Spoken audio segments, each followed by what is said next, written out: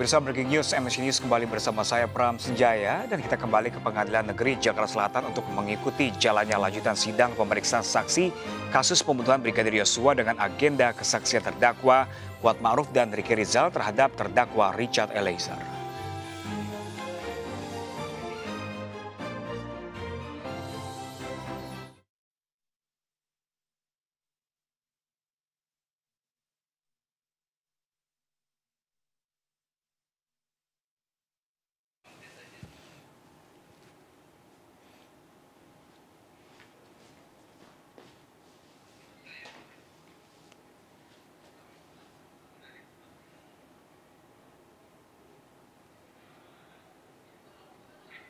Mengaruhi yang mulia.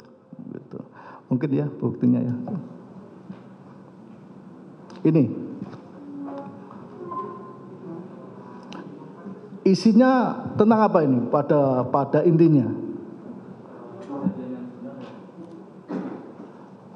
Tanggal 7.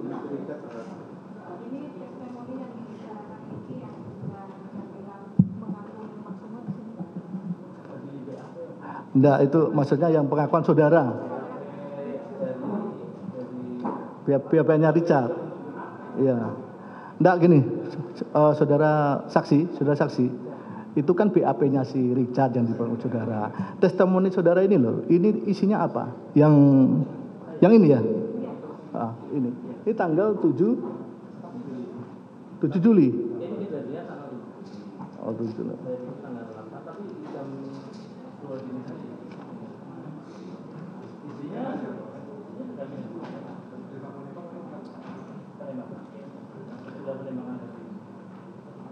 Silakan duduk ya, silakan duduk. Ya nanti kita pertimbangkan saudara.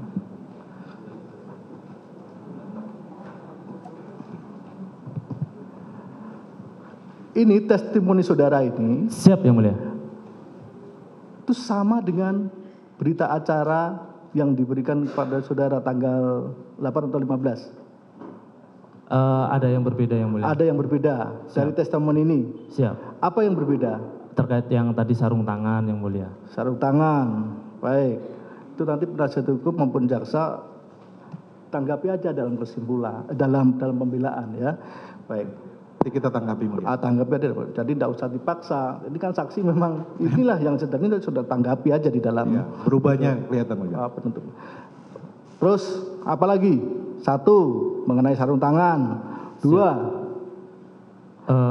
Selain itu sudah hanya melengkapi pemeriksaan itu. Itu kan yang pertama saya testimoni. Itu ya. Jadi ini di dalam sitaan ya. Dalam sitaan ya. Baik, makasih. Baik. Selanjutnya saya tanyakan pada terdakwa Kuat. Bagaimana tanggapan saudara atas kesaksian saudara Ricky ini? Apakah benar semua, salah semua, benar sebagian, salah sebagian, atau tidak tahu menau? Terima kasih yang mulia. Karena banyak yang tidak tahu, jadi saya tidak memberi tanggapan yang mulia. Terima kasih yang mulia. Saudara Richard.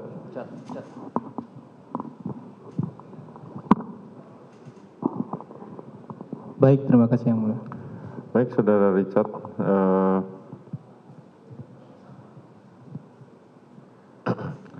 Bagaimana tanggapan kesaksian saudara Ricky terhadap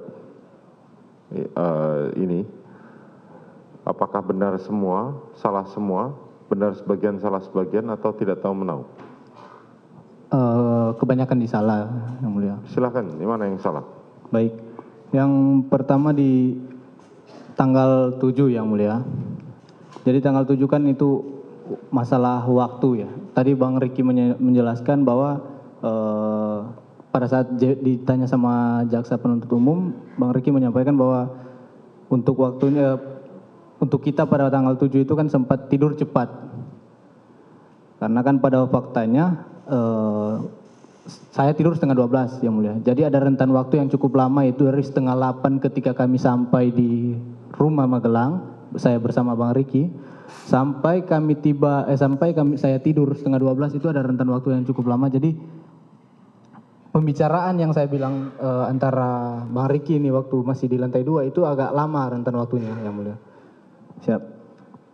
Lalu yang kedua tentang Duren 3, Yang Mulia, penembakan.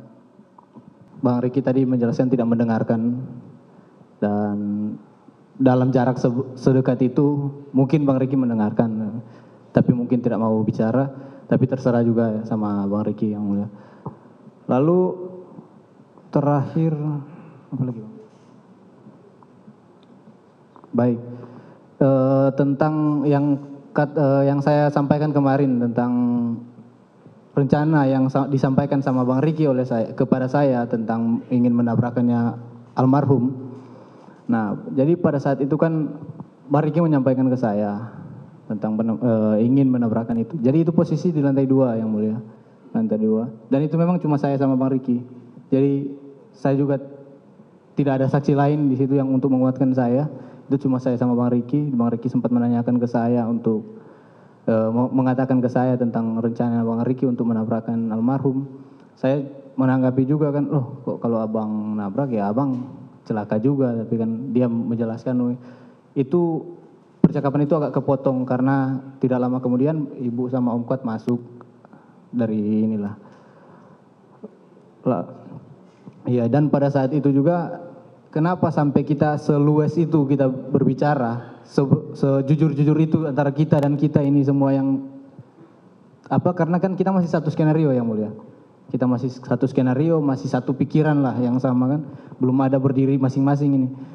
Jadi wajar untuk dia sampai jujur ke saya itu masih batas wajar lah.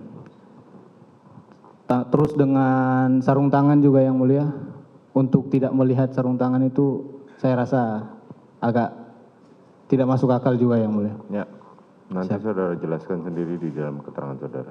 Baik, Yang Mulia. Baik. Dan yang terakhir tentang apa? Pak Ferdi Sambo menembak juga, untuk tidak melihat kan dengan jarak sedekat itu sangat tidak mungkin, Yang Mulia. Ya, makanya majelis yang akan mempertimbangkan sendiri. Terima kasih, Yang Mulia. Baik, terima kasih. Baik, saudara. Dan pemirsa, untuk membahas sidang hari ini telah bergabung bersama kami lewat sambungan Zoom. Ada pakar hukum pidana, ada Profesor Suparji Ahmad. Halo, Profesor Suparji. Selamat sore. Sore, Mas. Ya, Pak Suparji. Ini agenda sidang hari ini yakni Riki dan Kuat bersaksi untuk Eliezer. Bagaimana Anda melihat kesaksian silang antar 3 terdakwa ini? Ya, inilah yang kemudian dikualifikasi sebagai saksi mahkota. Saksi yang mengandang juga status sebagai terdakwa. Nah, pada sisi yang lain, terdakwa yang diberikan kesaksian kali ini menyandang predikat sebagai justice kolaborator, sebagai terdakwa yang mau bekerja sama untuk menegakkan kebenaran dan keadilan. Dengan konstruksi posisi masing-masing tadi itu, maka memberikan satu kerangka yang sangat penting, sangat urgent dalam proses penggalian fakta yang sebenarnya. Artinya apa? Tentunya keterangan-keterangan yang diberikan para saksi ini itu adalah memiliki satu kapasitas, memiliki satu legalitas dan kompetensi. Karena apa? Karena berada dalam lingkungan terjadinya peristiwa pembunuhan berencana. Artinya mereka melihat, mereka mengalami, mereka mendengarkan secara langsung, baik Riki maupun Kuat. Yang kedua, menurut saya yang menarik adalah keberanian dari Eliezer yang mengatakan bahwa keterangan yang disampaikan oleh Riki itu ada yang salah dan cukup banyak. Setidak-tidaknya ada 5 poin itu yang menjadi catatan keberatan atau pernyataan dari Eliezer bahwa keterangan dari Riki itu tidak benar. Pertama adalah soal waktu, di mana dianggap oleh Riki itu tidur cepat, tapi sebetulnya cukup waktu untuk kemudian berpikir, karena tidurnya juga sampai setengah 12 malam, tadi disampaikan. Ini satu fenomena yang menurut saya memiliki relevansi dengan perkara-perkara yang lain. Kemudian Yang kedua adalah soal kejadian di Duren 3 yang katanya Ricky di dalam fakta persidangan itu tidak mendengar adanya tembakan. Tetapi dari yang disampaikan oleh Eliezer sangat naif misalnya kalau kemudian tidak mendengar tembakan dengan jarak yang tidak terlalu jauh dengan peristiwa terjadinya tembakan tadi itu. Kemudian yang ketiga adalah soal apa yang diungkapkan oleh Eliezer pada persidangan sebelumnya bahwa Ricky akan bermaksud mencelakai Joshua dengan menembakkan mobil yang dia kendarai karena apa namanya Joshua berada di sebelah kiri. Ini adalah satu keberanian disampaikan Eliezer, tetapi kemudian yang jadi persoalan adalah, dan itu juga pengakuan oleh Eliezer bahwa tidak ada pihak lain yang mendengarkan karena itu hanya berdua saja, ya tidak ada saksi-saksi yang lain yang bisa kemudian membuktikan tentang kebenaran itu. Dan di sini Ricky telah membantahnya. Kemudian yang keempat adalah ini juga yang menjadi isu penting ya atau banyak diungkapkan di dalam persidangan ini adalah soal sarung tangan. Apakah kemudian Sambo memakai sarung tangan atau tidak? Ini masih menimbulkan misteri. Dan pada konteks kali ini Ricky mengatakan ya tidak memberikan keterangan bahwa memakai sarung tangan tadi itu, sehingga masih ada perbedaan fakta. Nah, kemudian yang kelima adalah soal penglihatan, keterangan atau kemudian kesaksian dari Ricky yang berkaitan dengan soal tidak menembaknya Verdi Sambo. Nah, ini adalah beberapa poin yang menurut saya yang diungkapkan oleh Eliezer sebagai satu keberatan. Dan ini menjadi sesuatu yang sangat terkait dengan terjadinya ya penembakan, terjadinya pembunuhan berencana.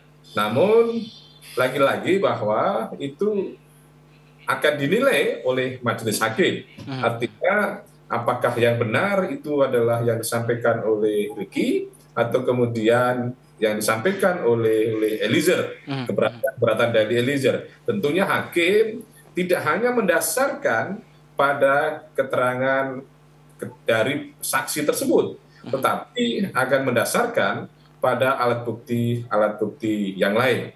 Misalnya logika atau kemudian petunjuk-petunjuk yang bisa kemudian jadikan dasar oleh majelis untuk menilai mana yang benar keterangan tersebut.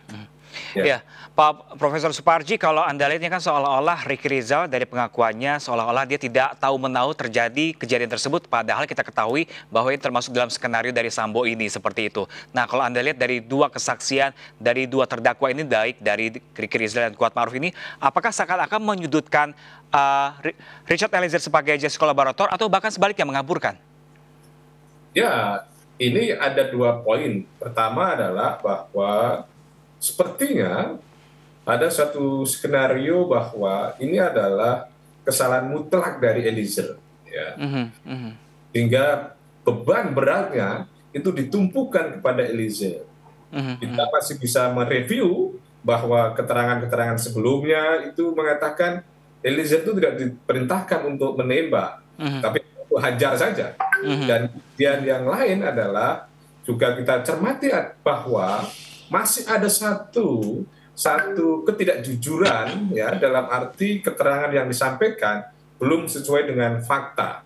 Nah, pada sisi yang lain juga masih adalah satu skenario untuk kemudian mengaburkan atau kemudian membela ya atasannya yang mana memang relasi kuasa pada waktu itu adalah sangat kuat. Nah, apakah ini akan memberikan konsekuensi tentang kedudukan Eliezer sebagai justice kolaborator? Menurut saya ini hakim yang akan menilai bahwa bisa saja yang disampaikan oleh Kuat dan Ricky ini itu adalah menyudutkan Eliezer dan kemudian bisa mengaburkan kedudukan dia sebagai justice kolaborator, tetapi bahwa yang memiliki kedudukan untuk memberikan penilaian adalah majelis hakim nanti. Dan ini saya kira apa yang disampaikan oleh Kuat dan Ricky ini akan membuka membuka potensi untuk berada dalam situasi yang semakin sulit. Karena apa? Karena semakin sulit untuk mereka berdua atau Richard Eliezer?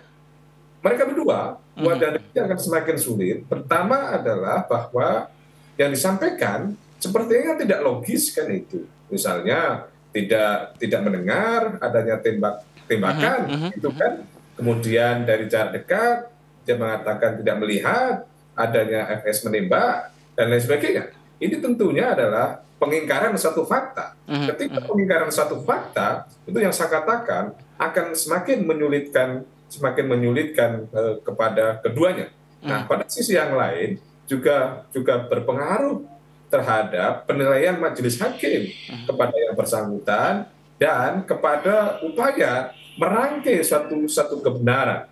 Karena apa? Karena belum ada sebuah rangkaian yang bisa dibangun sebuah integrasi tentang keterangan-keterangan tadi itu. Namun demikian bukan berarti hakim menjadi kesulitan dalam menggunakan pembuktian karena bisa menggunakan alat bukti yang lain. Yang saya kategorikan sebagai satu kesulitan dalam proses penilaian adalah bahwa tidak bersesuaian antara saksi satu dengan saksi yang lain, khususnya para terdakwa ini. Gitu, ya. Oke, Profesor Suparji, tadi kalau Anda bilang ini memberatkan kesaksian mereka tadi, memberatkan kedua terdakwa yakni Kuat Ma'ruf dan juga Ricky Rizal. Namun di awal persidangan tadi ada momen yang cukup mengagetkan di mana Kuat Ma'ruf memberikan simbol finger love kepada pengunjung di persidangan yang seakan-akan tidak ada beban. Kalau menurut Anda seperti apa ini ngelihatnya? Ya, menurut saya ini kan satu ya adegan yang tidak perlu dilakukan. Tetapi bisa jadi ini adalah satu pesan tunjukkan bahwa seolah-olah sudah menjadi apa ya, berada di atas angin ya. Betul. Gitu ya. Berada di atas angin. Namun demikian ini akan kontraproduktif pada persepsi publik ya. Karena ini kan dua sisi ya. Satu sisi adalah menghadapi tentang penilaian atau kemudian pengadilan dari masyarakat. Nah, yang kedua adalah juga akan menghadapi penilaian atau pengadilan dari fakta persidangan oleh majelis hakim. Apa yang disampaikan tadi itu kalau kemudian kita bisa menangkap pesannya seolah-olah bahwa ini ada satu kemenangan dalam detik ya berada di atas angin tadi itu, menurut saya tidak seperti itu. Karena apa? Karena publik sudah ada sebuah penilaian ya, sudah ada penilaian bahwa apa yang disampaikan oleh Eliezer itu adalah satu hal yang patut diapresiasi dan mendekati kepada sebuah kebenaran dan memberikan sebuah momentum yang sangat baik untuk kemudian membuka misteri-misteri yang lain gitu loh. Artinya apa? Bahwa keberanian seorang Eliezer ini mendapatkan penilaian yang luar biasa oleh majelis hakim. Karena dengan seorang Eliezer lah itu, maka semuanya menjadi terbongkar. Adanya rekayasa, kemudian adanya relasi kuasa yang sangat dominan, besarnya pengaruhnya dan sebagainya. Ini adalah satu apresiasi yang luar biasa dilakukan oleh masyarakat. Maka ketika ada yang menyudutkan Eliezer, maka akan mendapatkan sebuah pembelaan, akan mendapatkan sebuah upaya-upaya yang kemudian akan mendiskreditkan yang menyudutkan kepada Eliezer tadi itu. Jadi ini adalah satu sinyal yang kemudian adegan yang sebetulnya kontraproduktif gitu ya. Oke, tadi Anda menyebutkan relasi kuasa, Profesor Suparji. Kalau hingga sejauh ini persidangan memasuki pekan ke-7, relasi kuasa itu masih kentalkah terlihat dalam setiap persidangan? Menurut saya memang itu realitas persidangan yang tidak bisa dipungkiri kan gitu loh. Bagaimana yang saya katakan di awal tadi itu, sekarang ini Eliezer seperti berada sendirian dalam lorong untuk menegakkan keadilan. Berada dalam kesendirian menegakkan keadilan, tetapi tidak berada dalam kesunyian. Karena apa? Karena didukung oleh publik, didukung oleh netizen. Kalau kita cermati coba bagaimana komentar-komentar para netizen itu sangat-sangat mengapresiasi keberanian Eliezer. Oleh karenanya ini menandakan bahwa relasi kuasa itu masih berpengaruh. Bagaimana kita lihat Susi, kemudian kita lihat ART yang lain atau ajudan yang lain pada waktu itu adalah menunjukkan masih begitu kentalnya pengaruh relasi kuasa tadi itu. Namun demikian, itu tidak akan menyebabkan runtuhnya kemudian nilai keadilan dan nilai kebenaran. Kita berharap betul bagi jaksa, berharap betul bagi majelis hakim berada dalam koridor ya kebenaran dan keadilan itu. Ya. Oke, baik Profesor Suparji Ahmad, kita gantung sementara Pak Suparji, nanti kita akan lanjutkan di segmen selanjutnya. Dan pemirsa, Breaking News masih akan kembali sesaat lagi untuk Anda, jadi tetaplah bersama kami.